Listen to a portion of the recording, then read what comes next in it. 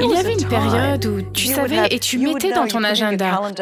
On a soit une réunion de famille, soit une réunion d'école, ou on a nos amis qui vont se réunir ici. Depuis qu'il y a Facebook, ou Instagram, ou Twitter, on ne le contrôle plus notre temps. Avant non plus, je n'avais pas de retrouvailles entre amis tous les jours. Encore moins avec 150 filles les autres jours. Ça n'arrivait pas. Alors quand les gens me demandent encore comment as-tu pu reprendre l'université avec tout ce que tu fais, comment tu te sens? Parce que je ne vis pas sur les réseaux sociaux tous les jours. Parce que je ne l'ai pas fait avant que ce moyen existe. Donc je pense que juste parce que certaines choses deviennent disponibles pour nous, la minute où vous cessez d'utiliser quelque chose comme un outil pour aider à améliorer votre priorité principale, alors vous en devenez esclave. Ces choses vous priveront toujours de votre but et de votre destin. Et je pense que nous devons être prudents.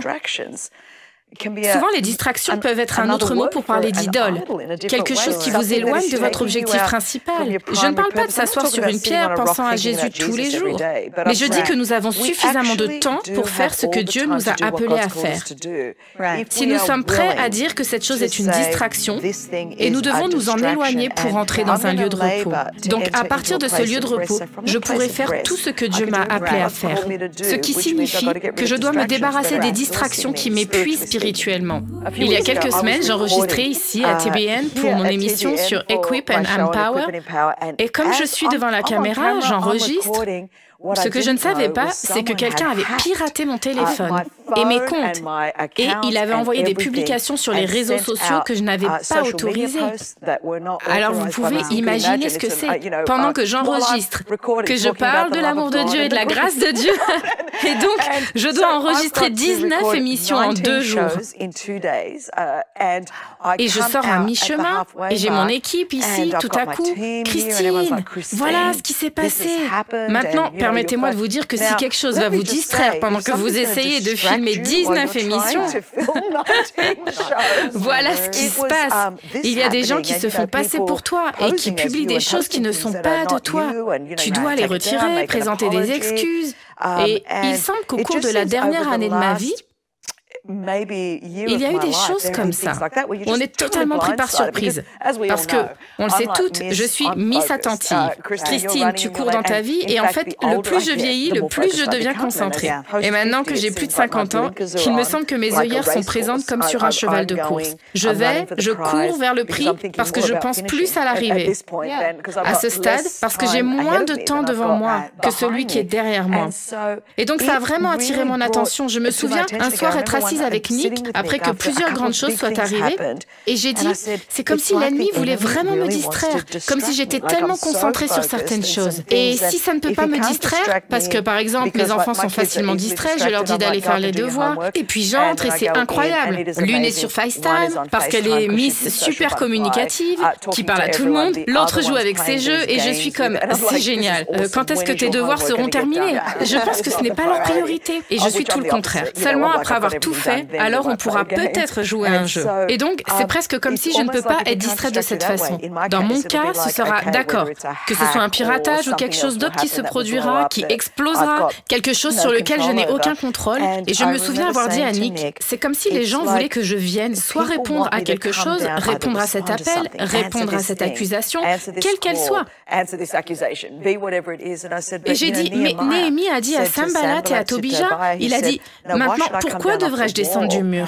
Juste parce que tu veux avoir une petite conversation avec moi ou simplement parce que tu veux m'accuser de choses?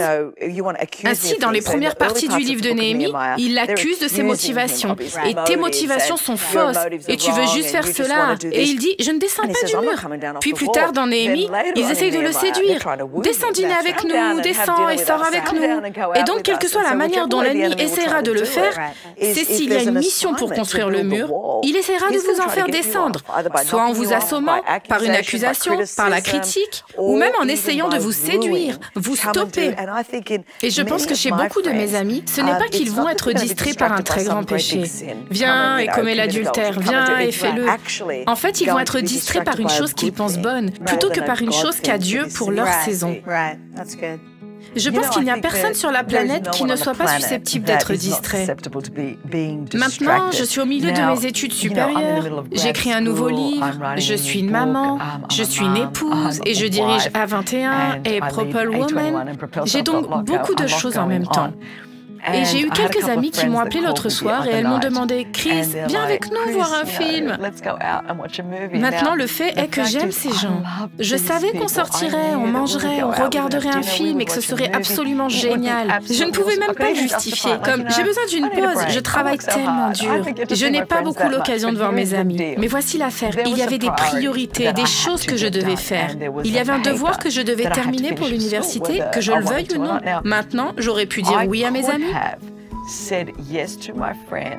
Mais cela aurait signifié que je serais sortie très tard. Ensuite, je serais restée debout encore plus tard pour terminer le devoir, ce qui aurait ensuite eu un impact sur le lendemain, ce qui aurait affecté mon humeur quand je me serais levée, comment j'aurais assuré le lendemain. Donc, pour éviter tout l'effet cumulatif d'une distraction qui aurait été bonne, qui aurait même pu être justifiée, ça aurait été très amusant. Mais en disant non à cette distraction, car ce n'était vraiment pas la priorité principale ce soir-là, vraiment, je crois que j'ai sauvé toute ma semaine. Parfois, ça peut être une petite chose comme ça. Et maintenant, je ne dis pas qu'il y a d'autres moments où peut-être ce ne sera pas bien de faire ça. Mais j'ai si peu de marge dans ma vie au cours des 3 prochaines semaines et j'en suis tellement consciente que ce petit ajustement aurait un effet cumulatif au cours de la semaine suivante, c'est sûr. Et je pense qu'il faut faire attention à ne pas sous-estimer le pouvoir d'une distraction. Shalom, j'espère que vous avez aimé cette vidéo. Abonnez-vous pour ne pas rater nos programmes. Merci de faire partie de notre famille TBN. Que Dieu vous bénisse. Shalom de Jérusalem.